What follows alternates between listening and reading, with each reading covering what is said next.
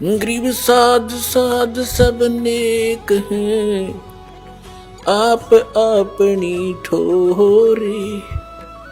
जो सतलोक ले जावेंगे वो साधु कोई और।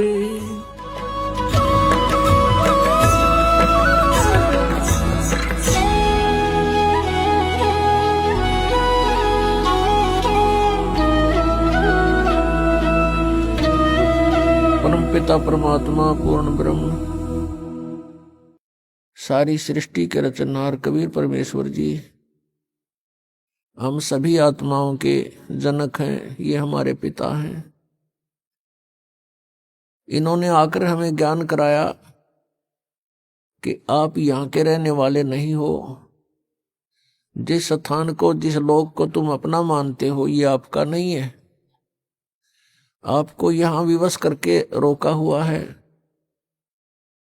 यहाँ 21 ब्रह्मांड का जो स्वामी है, प्रभु है, जिसको तुम ब्रह्म बोलते हो, परमात्मा ने बताया, जिसको तुम ब्रह्म कहते हो, ये ज्योत निरंजन काल है। इसको श्राप लगा हुआ है 1 लाख मानव शरीरधारी प्राणियों का नित आहार करने का। और उसी उद्देश्य से इसने आप जी को यहां विवश करके रोका हुआ है। अपनी स्वार्थ पूर्ति के लिए आप जी को यहां झूठे लालच में यहां बांध रखा है।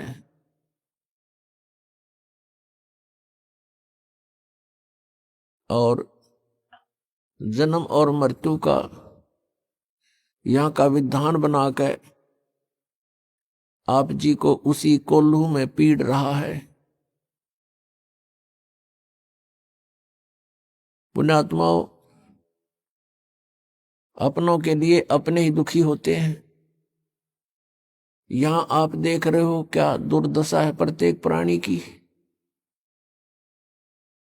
किसी को कोई कष्ट है, किसी को कोई कष्ट है। मनुष्य जीवन प्राप्त प्राणियों का ये हाल है। अन्य योनियों का क्या हाल होगा, जैसे कुत्ते के शरीर में, गधे के शरीर में, पशु पक्षियों के शरीर में। कितना दुखी है ये प्राणी। और मनुष्य जीवन में भी क्या हाल है प्रत्येक प्राणी का। कोई प्राणी सुखी नहीं। इस दुख को हमने सुख मान लिया। इस दुख के अंदर थोड़ी सी राहत किसी को है, उसी को हम सुख मान बैठे। इसके लिए परमात्मा कबीर देव जी, कबीर साहब जी कहते हैं कि झूठे सुख को सुख है, ये मान रहा मनमोद। ये सकल चबीना काल का, कुछ मुख में कुछ गोद। परमात्मा कहते हैं कि सभी काल आहार है ये जो इसने 21 ब्रह्मांड में आपको उत्पन्न किया हुआ है। अपनी उदर पूर्ति के लिए ये सब कुछ किए हुए हैं। आप जी इसके आहार हो। जैसे कसाई बकरे पालता है, उसका उद्देश्य क्या होता है? उन बकरों को सुविधा देने का, अपनी रोजी रोटी और स्वयं आहार करना।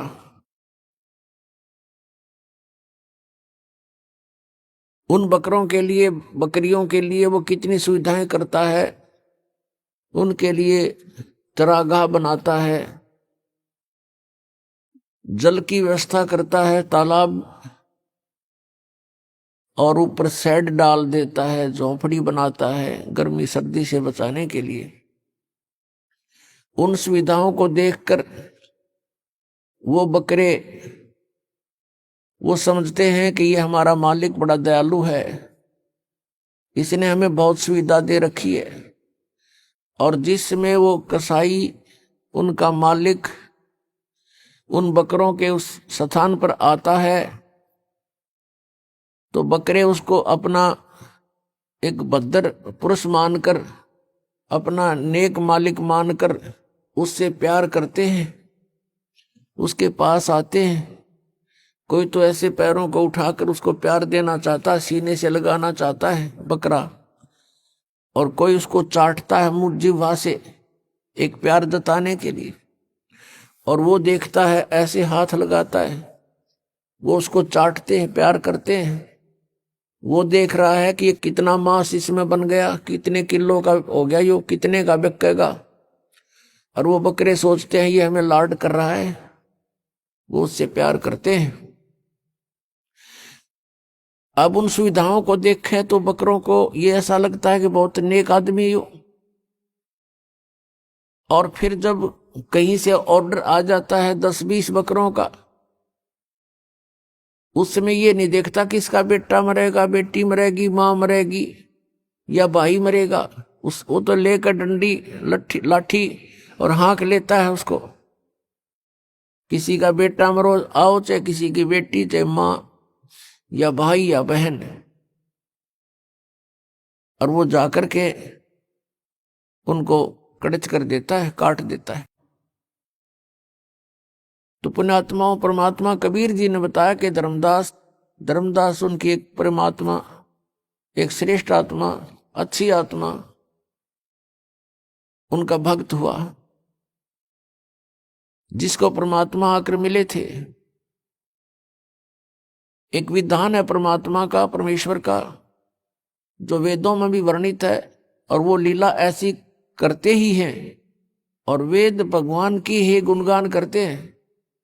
वेदों में लिखा है कि वो परमात्मा ऊपर ध्रुवलोक के तीसरे पृष्ठ पर, तीसरे स्थान पर विराजमान है, तीसरे मुक्ति धाम में रहता है, वहां से गति करके नीचे आता है, श्रेष्ठ आत्माओं को मिलता है, उनको ज्ञान बताता है, यथार्थ ज्ञान देता है। उसी उद्देश्य से परमात्मा धर्मदास साहिब जी को मिले थे। एक बहुत ही अच्छी आत्मा परमात्मा की खोज में भटक रही थी। परमात्मा आकर उनको मिले, तब उनसे कहा था कि धर्मदास, जिसको तुम पूज रहे हो ये काल है। गीता जी अध्याय नंबर 11 के श्लोक 32 में स्वयं कहता है, मैं काल हूं, सबको खाने के लिए आया हूं, और तुम फिर भी इसी की पूजा कर रहे हो, सर्प को दूध पिला रहे हो। फिर परमात्मा ने बताया कि धर्मदास, जैसे आप जी देखते हो कि यहां कितनी सुविधाएं दे रखी है काल भगवान ने, कितनी बड़ी पृथ्वी है, इस पर कितने अच्छे मेवे लगे हैं, मेवा, काजू, किशमिश, फल लगे हैं, सेब, संतरे, और कनक, गेहूं, चना, बाजरा, ज्वार, मकई, और फिर कभी वर्षा हो जाती है, झरने बह रहे हैं, दरिया बह रही है, नीचे जमीन में शीतल जल, मीठा जल भर रखा है। इन सुविधाओं को देखते हैं, शीतल हवा चल रही है, सूर्य उदय हो रहा, अस्त हो रहा है। इन सुविधाओं को देखते हैं तो ऐसा लगता है कि कितनी अच्छी सुविधा हमें भगवान ने दे रखी है।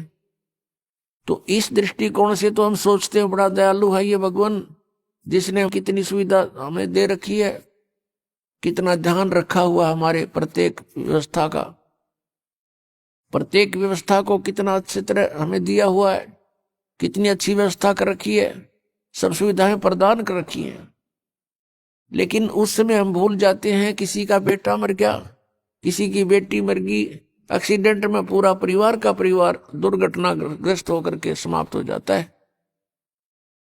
तो कहां गई फिर इसकी दयालुता? उस समय हम याद भी नहीं करते कि भगवान होता है ऐसे जुल्म किया करता है, क्योंकि हम ऐसे लोक में रह रहे हैं, इस गंदे लोक में रह रहे, यहां पर ये सदा बना रहेगा, जन्म और मृत्यु, इस तरह की घटनाएं सदा बनी रहेंगी। उसके लिए परमात्मा ने कहा कि एक और स्थान है सतलोक, सचखंड, उस सतलोक में जाने से तुम्हारी ये सब समस्याओं का समाधान होगा।